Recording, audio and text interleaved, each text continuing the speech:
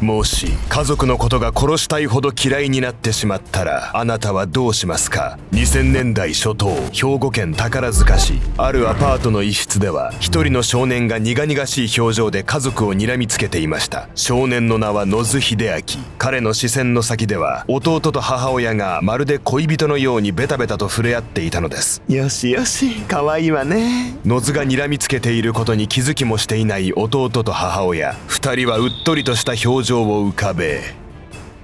舌を舐め合っていました。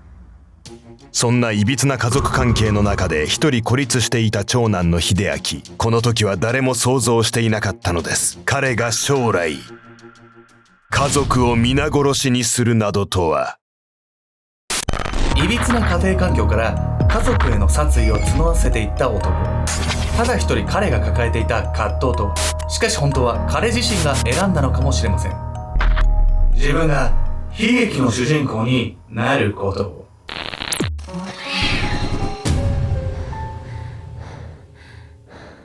大佐助ちゃんです。やみやみこです。先日私、人生初めてだと思う110番通報したの。何があったの？勘違いしてて、本来ならまず119番通報するべきだったのを110番通報しちゃったっていうのが真相なんだけど、目の前でおばあさんが車止めのブロックに引っかかってドーンって倒れて顔面から出血したの。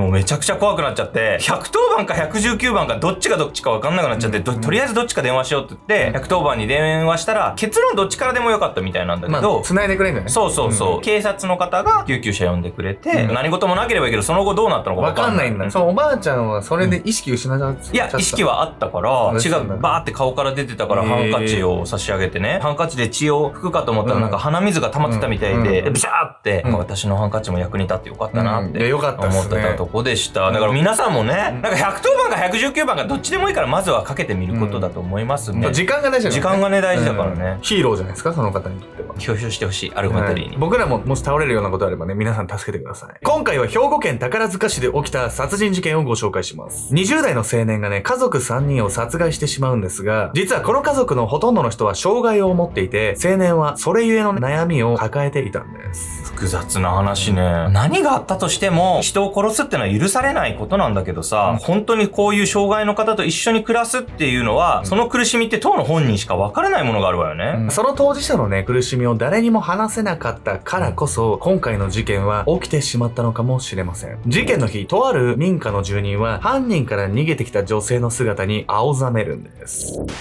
決死の SOS。2020年6月4日、兵庫県宝塚市阿倉。誰か助けて。その日の朝、とある民家の玄関先には必死に助けを求める女性の姿がありました。どうされましたか。慌てて玄関へやってきたその家の住人、同時にその住人は思わず目を丸くしました。なぜなら助けを求めてきたその女性の首元にボウガンの矢が刺さっていたから。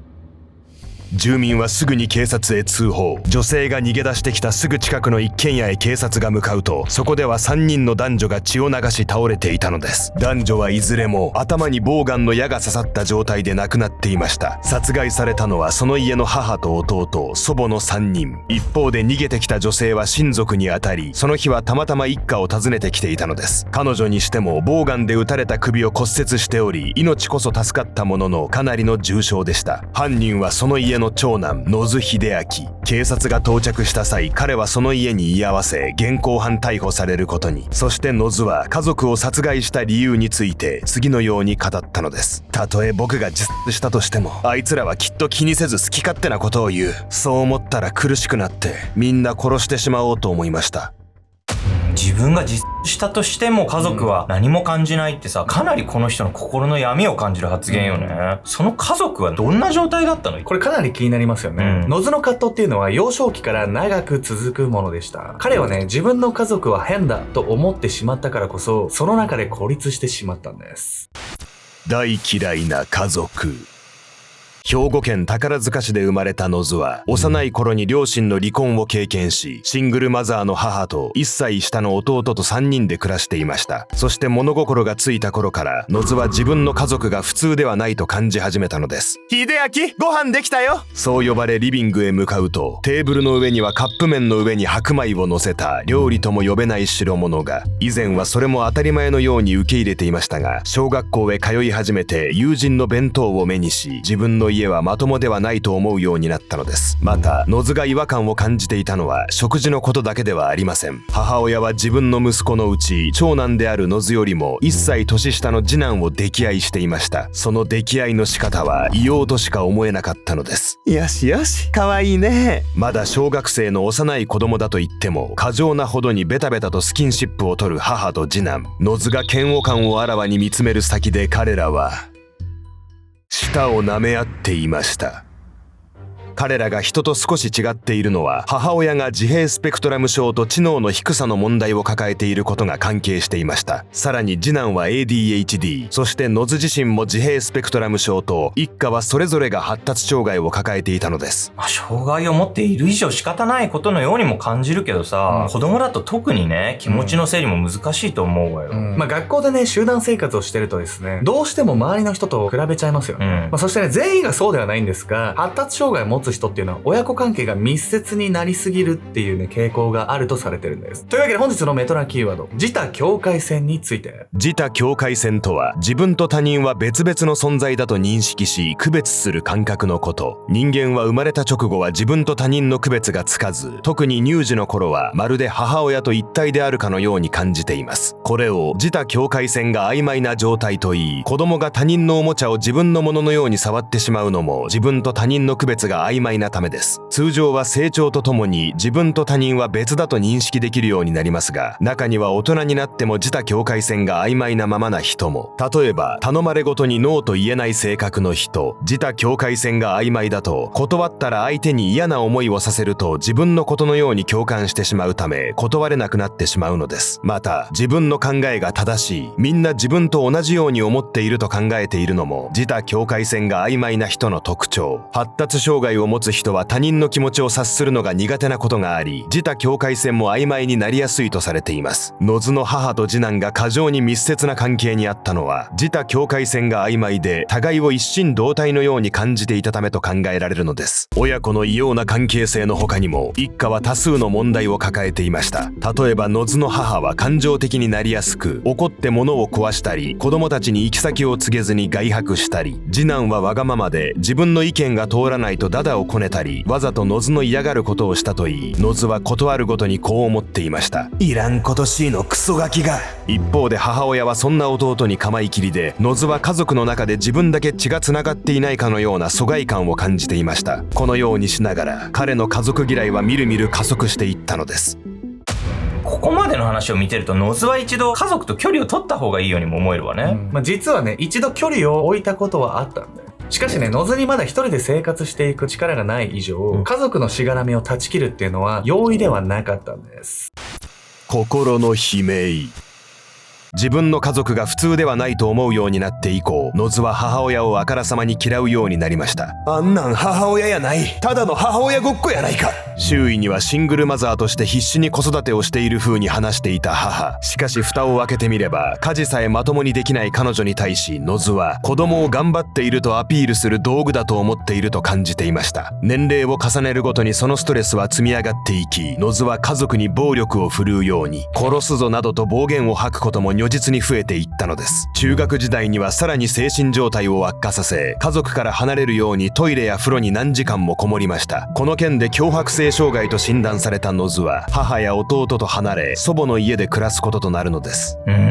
これ自分の意思で家族から離れたってよりも、体調の問題で離れざるを得なかったって方が正しいわね。そうなんです。だからこそまたね、もし一緒に暮らすようなことになればね、ストレスっていうのは計り知れないんです。祖母の家で暮らすようになってから、野津の強迫性障害は一時的に落ち着きました。そして大学進学後、彼は法律関係の仕事に就くか、もしくは警察官になりたいと考え法学部へ転学。将来のことも真剣に考えるようになり、全てが順調に進み始めたと思っていたのです。しかし前向きでいられたのは束の間のことでした。あのアパート狭いやろ。俺も自分の部屋欲しいし。そう言って大嫌いな弟が突然祖母の家に転がり込んできたのです。1年後には母までも同居するようになり、野津の強迫性障害は再び悪化。くそ、なんでお前らがこっちに来るねん。勉強に集中できんくなる。母や弟と再び同居するようになってから、野津は腸の感覚がおかしくなったように感じ、トイレをしたい時にできなくなりました。さらに頭の回転も悪くなり、勉強の効率も目に見えて落ちていったのです。やがて学校にもバイトにも行けなくなり、自室に引きこもるようになった野津。そして休学中の2019年9月、彼は学費未納で大学を除籍に。これは一家の経済状況が良くなく、野津自身もバイトができなくなったことが原因だったとも。こうして野津は目標にしていた法律関係の仕事や警察官への道を閉ざされてしまったのです。一方で専門学校へ進んでいた弟は大手ハウスメーカーへの就職が決まったほか、恋人もおり、順風満帆な人生を歩んでいました。弟と雲泥の差ができてしまったその状況に、野津は強く死にたいと思ったといいます。しかし彼はここで人生を常に家族に振り回されてきたことを思い出しました。ここで俺が死んだとして、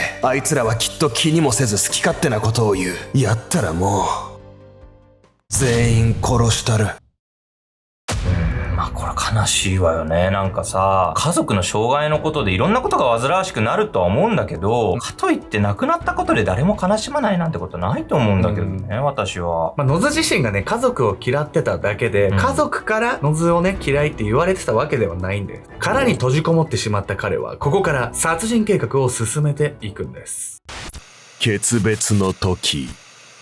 自分の人生をめちゃくちゃにした家族への怒りから、野津は家族全員を殺害すると決めました。ストレスとなった母と弟、母を産んだ祖母も野津からしてみれば同罪でした。そしてそもそも人生に絶望していた野津のこと、その計画は単なる復讐ではなく、死刑になって自分の人生を終わらせるためでもあったのです。しかし、3人じゃ足りん。もう1人殺さんと。そう思ったのは、法学部出身の野津が3人を殺害して死刑にならなかったケースを知っていたため、そこで恨みこそなかったものの、4人目のターゲットとして叔母が選ばれたのです。犯行を思い立った野津は、そこからどのようにして家族を殺害するかを模索。当初はナイフでの犯行を考えていましたが、本などを切り刻んで試しているうち、それを本当に人間に向けられるものか怖くなったといいます。そこで野津が調べたのは、第一次世界大戦、第二次世界大戦のこと。戦時中の人はどうやって人を殺す怖さに打ち勝ったんや。そうやって多くの情報を調べるうちたどり着いた答えが、獲物を見たらとにかく引き金を引くと条件付けることでした。野津はネットで2本のボウガンを購入し、殺傷能力や人体への影響についても徹底的に調査。駐車場のブロック塀で何度も試し撃ちをしました。まあこれもう本当は人を殺すのが怖くって、無理やりにでももう殺してしまえる方法をね、考えてたってことよね。